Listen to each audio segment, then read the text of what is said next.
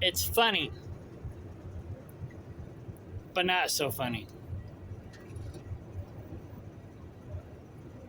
Laura has little to no experience. Actually, no, I should say Laura had no experience with this stuff. She came from the city a year ago and has just been learning how to be the country girl that she always wanted to be. And she's never had chickens before or guineas before until last year.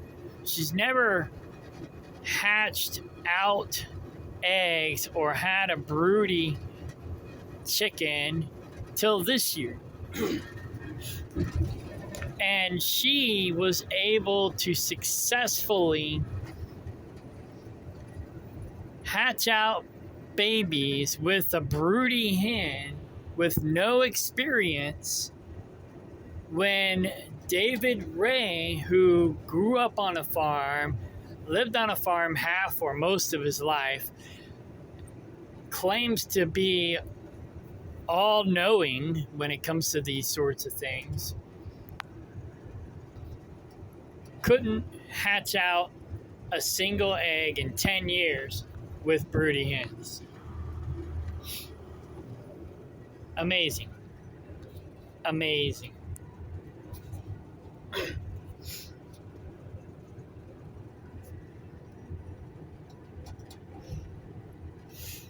I remember when we had our broody hens on the land and, we were supposed to label them, but nobody would label them except for me. Nobody would monitor them except for me. And I was on the road 90% of the time. It's called laziness. He could have done it. He just didn't want to do it. He was like, oh, it's much more better to do it with an incubator. We're off grid. We don't have enough electricity to run an incubator. And we have broody hens. And you don't want to label and monitor the eggs while the chicken does 90% of the work. I mean, Laura did it with no experience, and she didn't even label the eggs. She just monitored them every other day. While working a full-time job, she doesn't even live on the land full-time. She lives at Kaplinger, does a full-time job, and does other things, and she was still able to successfully assist this broody hen in hatching out babies. I think we had almost a half dozen babies hatch out of 15 eggs or a dozen eggs, something like that. So normally it's a 50% success rate on hatching with an incubator. And here she was able to have almost the same amount of success with the chicken with no experience. So anyway, yeah, this was our first, actually a black chick was the first one born. It ended up dying because we didn't have the proper provisions for the mother to take care of them. So we made or I should say she made with my advice, she made the proper provisions so that the mother could take care of them properly, and it worked. We haven't lost another one since. So they're doing great, and they're off grid. They're on the land with no electricity. I'm dumbfounded. Dumbfounded. So, yeah. David Ray was so worthless. I just wish I would have seen it 10 years ago instead of wasting 12 years of my life. Well, 10 years with him. But anyways, I don't know. Anyways, yeah. I wasted 10 years on that loser. I can't believe it. But anyway. So yeah, we got 5 baby chicks. Well, 4. We had 5. But we lost 1, and that was our fault. But we corrected it. And now we got 4 baby chicks. And maybe more on the way. So, yeah. Not too bad. Not too bad. I'm impressed.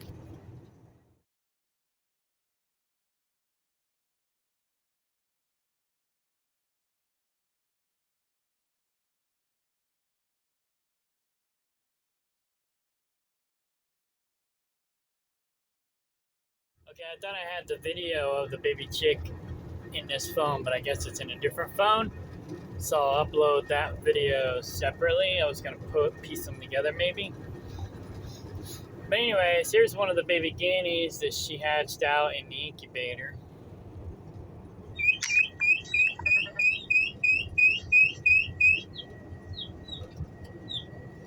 There's another one hatching out. That one is talking to the other one. I moved Rico to the cat house because he's an egg eater. I caught him red-handed, or egg-beaked. But we have like a bunch of egg eaters, so I've been basically kicking them out of the chicken yard as we catch them. They're swirl with their babies. But the reason I wanted to do this video is because, well, a couple reasons, actually. Goats.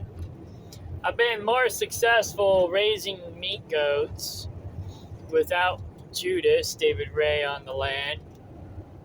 I haven't lost a single goat yet, with the exception of 2 babies, because Ramsey got mastitis and couldn't feed her babies, and they ended up dying. And I was on the road.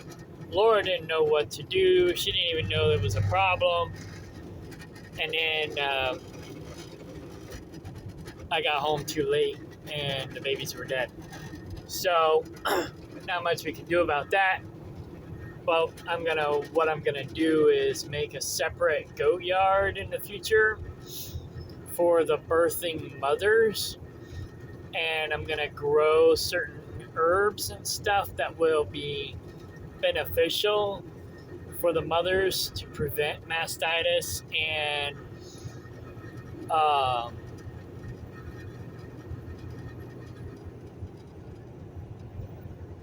to help them with milk production. And I'll also have maybe a special feeder in there for them, giving them special supplements to also help with milk production and to prevent things like mastitis and other birthing problems. So that's down the road. Nothing that I'm going to be able to do like next week. But working on figuring out what my problems are and then working out solutions. For an example, basically, when I started taking over the goats' care in 2019, ish. Originally, all the goats were David Ray's goats, and but around 2019, they basically, well, before then even, they were dying off, and I didn't know anything about goats. And so David Ray said that they were too inbred and that's why they were dying. Well, he was a goat expert, so I believed him. So I made the mistake of going out and buying more goats to keep his goats from being too inbred. I bought 2 purebred, certified male goats and some female goats and some wethers. Paul was one of the wethers. And Paul's the only one that survived. But anyways, after I bought those goats, I only bought like maybe a dozen goats. I think he only had like 4 or 5 goats left, maybe. He didn't have very many. It wasn't very many. Cleopatra, Bonehead, and a couple others. Chocolate. And, but anyway, so I went out and bought some more goats. And they ended up dying too. A lot of them, not all of them. And then Chocolate died also.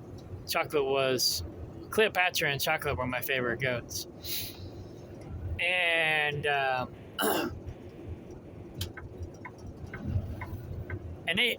Chocolate died. And I'd say half the goats that I bought died. And then David Ray wanted to blame me for them dying, saying that I bought too many goats. Well, we only had like a dozen goats, a little over a dozen goats. I'd say maybe 14 or 17. I can't remember the exact number of goats that we had, but it wasn't a lot. You know, they were Nigerian dwarfs, so they're small goats, right? Okay, speed limit 65. They're small goats. Well, I had 15 acres. So how could, let's just say I had 20 goats on 15 acres. How could 20 goats, and that's more than what I had, but even if it was what I had, how could that many goats be too many goats for 15 acres? When they say you can fit up to, I think it's 5 to 10 goats per acre, depending on the size of the goat. So with pygmies and Nigerians, I could have had potentially 150 goats on that land before it was maxed out. Right? Actually, probably more than that. No, that's about right. Maybe more. Pygmies, definitely. They're small. But Nigerians aren't much bigger, right? So, and these are milk goats. They're small milk goats. I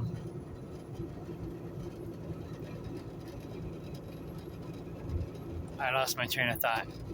So he basically said that it was my fault that they died. Basically trying to gaslight me and project. So I was like, how's it my fault? And he's like, I got too many goats. The land won't support that many goats. And I'm like, that doesn't even make sense. I Googled how many goats can fit on 15 acres, and you can do that yourself.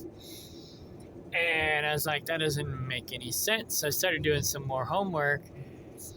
And one of the reasons why goats tend to die is parasites. So I collected their poop I took it and had it tested,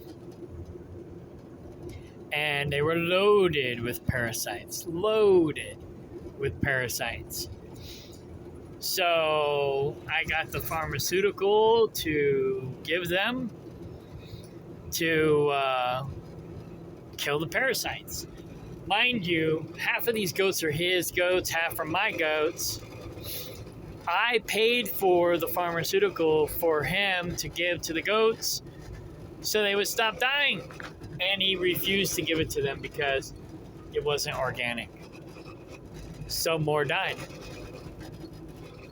And so then I had to start learning how to take over goat care and goat maintenance in order to keep them from dying. And then I didn't lose a single goat for a long time. Till our falling out. And I think he might have poisoned them. I don't know what he did. But something happened towards the end. And I think he was sabotaging me, but I don't really know. I don't have any evidence. But all of a sudden, more goats started dying. All of a sudden.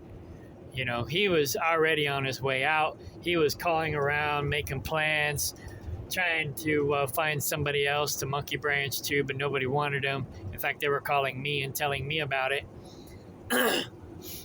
So I think he was sabotaging me because he'd done that with other situations as well and causing the goats to die.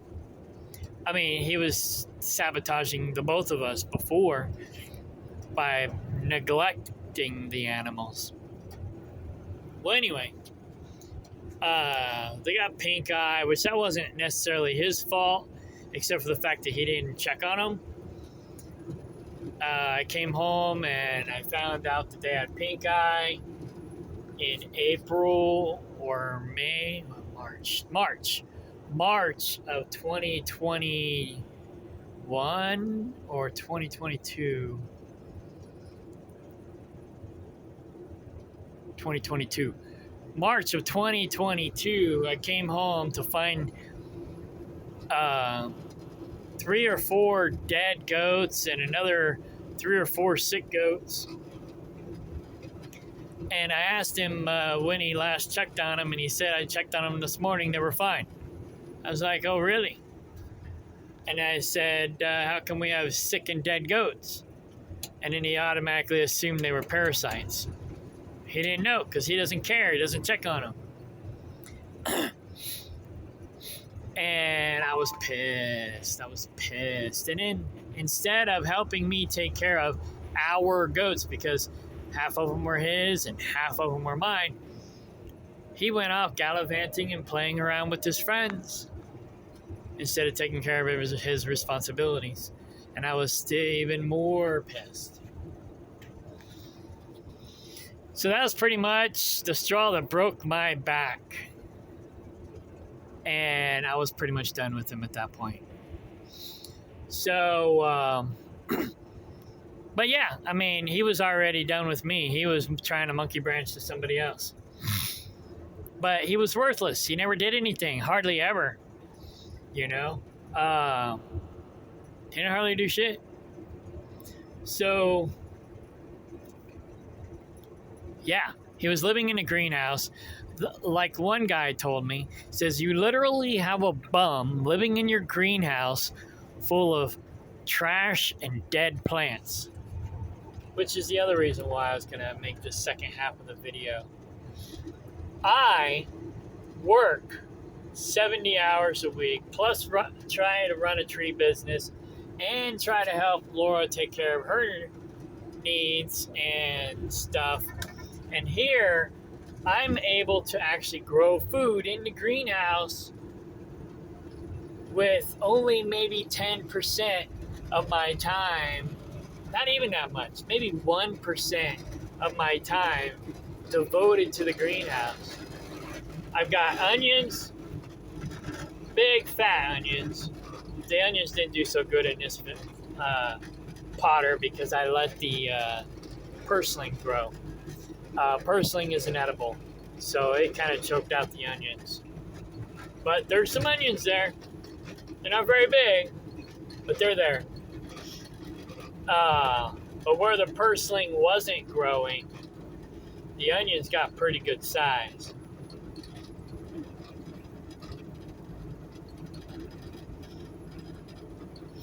I pulled some of them and we already ate them.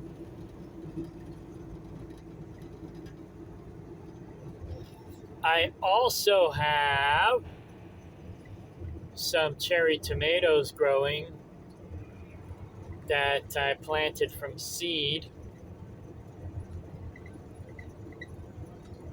These are the only ones that I actually took. But there's one over there on the right, 2 or 3, maybe 4 in the middle. And so I'm going to have some tomatoes this year. David Ray couldn't even grow tomatoes.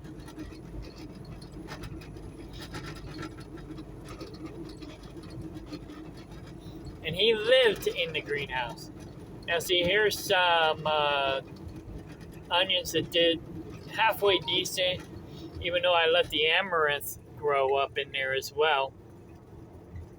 I was like, well, amaranth is an edible, so I'll leave it and let it grow. The onions in that pot didn't do so good either, but they still grew. And then over here, I got some big fat ones. I've got asparagus growing in the greenhouse now. Some more purslane. I've got squash growing in the greenhouse. David Ray couldn't even grow squash. Big squash. It's only one plant, but still. That's chickweed. Look at that squash plant. It's huge.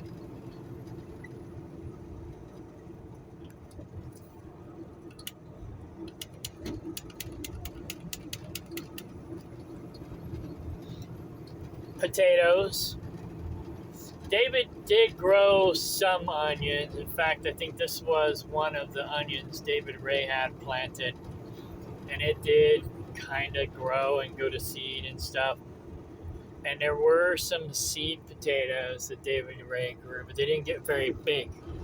They just were like, I dug them up thinking that, oh, I want to dig them up for the winter because this was 2 winters ago.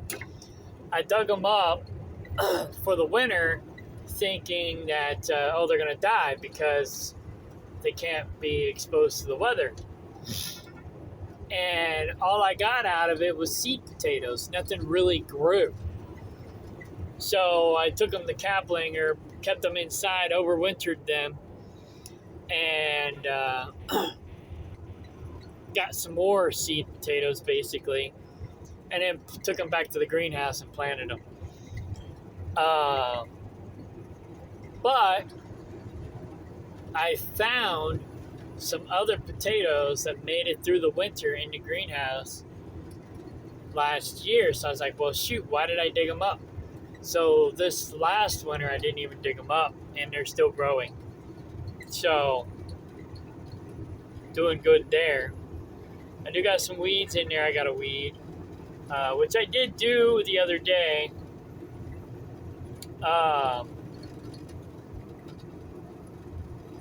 But I haven't had time to stay on top of it because I've only been able to maybe go over there 1 or 2% of the time. But here, with only 1% of my time devoted to the greenhouse, I'm able to have more success growing food than David Ray was, and he lived in the greenhouse. He lived in it, and he couldn't grow anything. Amazing. Amazing.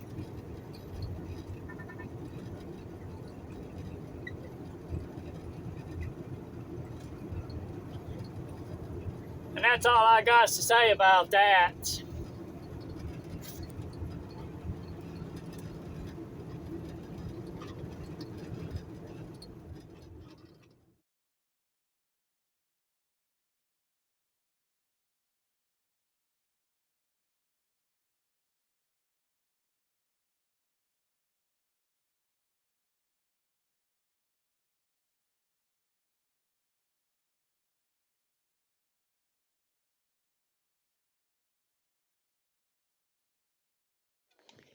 All right.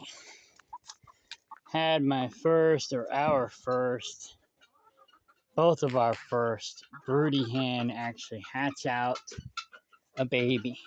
I tried doing it before when I had my sustainable community, but nobody wanted to do the work of monitoring the eggs to make sure that none of them expired, which we didn't do that with these guys either. But she stayed broody, where the other ones before never stayed broody. So the trick was before to label the eggs, and if they were a month old, we throw them out. Well, nobody would do that except for me. And so we had eggs explode, and then we had egg eaters, and it was a nightmare. And so this was the first chicken I've ever had to actually hatch out a baby chick. We had egg eaters too.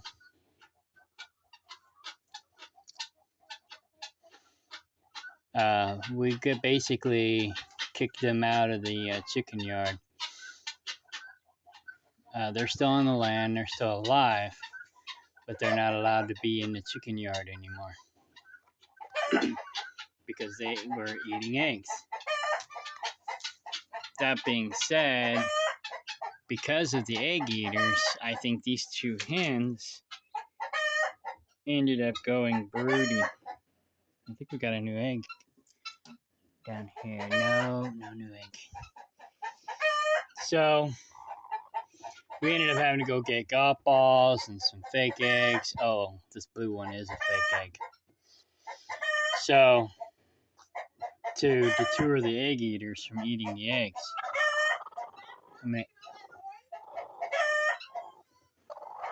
she's sitting on a couple real ones and a couple fake ones. Look at her all puffed up. No, that's Rudy. Is he proud? She's over here. Where's she? Is the baby okay? Yeah. It's alive? Yeah. It kind of looked like it was dead when I first saw it. Well, you know how the guineas are. They lay down like they're dead. Right.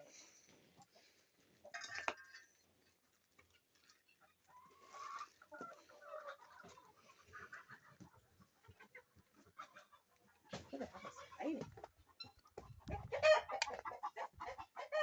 It's the goats trampling the banes. The egg eaters. The egg eaters were in over here, and the goats wanted to be over here, and the egg eaters are like, "Get out of our space!" Buck, buck, buck, buck. Here, put this in your pocket.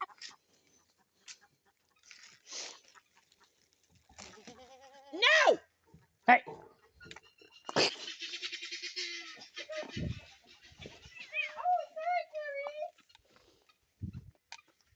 I don't care if they jump on this truck too much, but I don't want them in the habit of jumping on trucks. I'll throw rocks at them.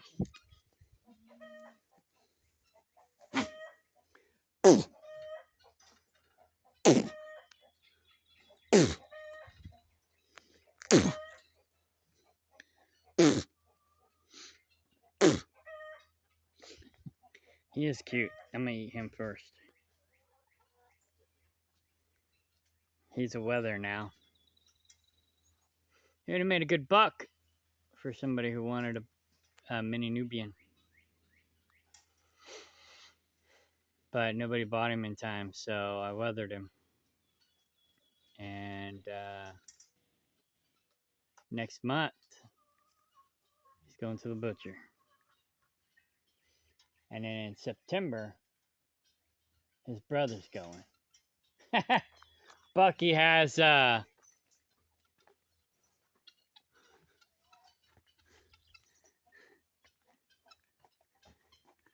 what's her face? Ramsey by the collar. That was funny.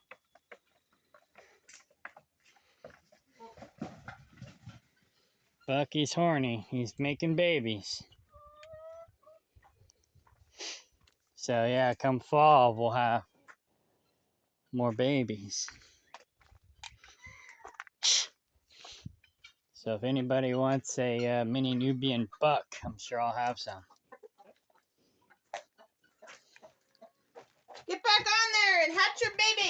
gave her some bread. Cool. So yeah, our first baby chick born on the land.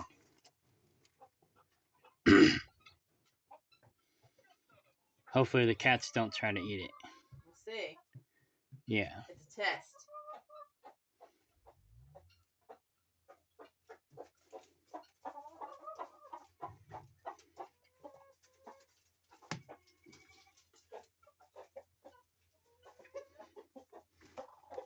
This one's got a guinea egg under her.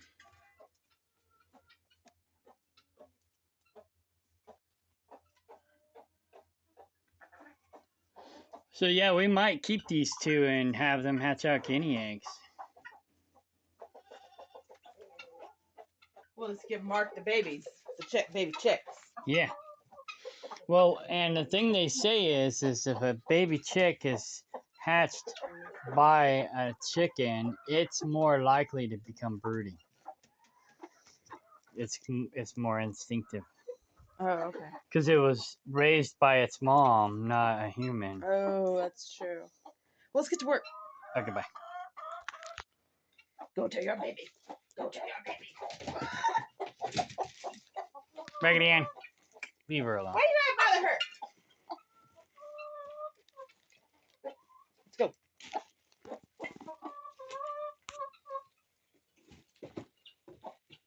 Tend to work. Before it gets too hot. She's starting to get all puffy. That's a Jersey Giant, but she kind of looks and acts like a Moran.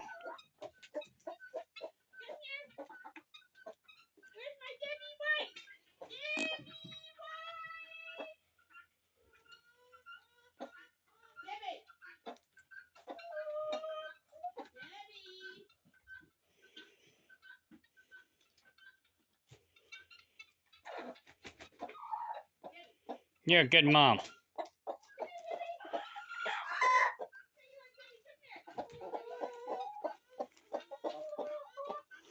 She hatched out at least one baby. That's good. Making progress.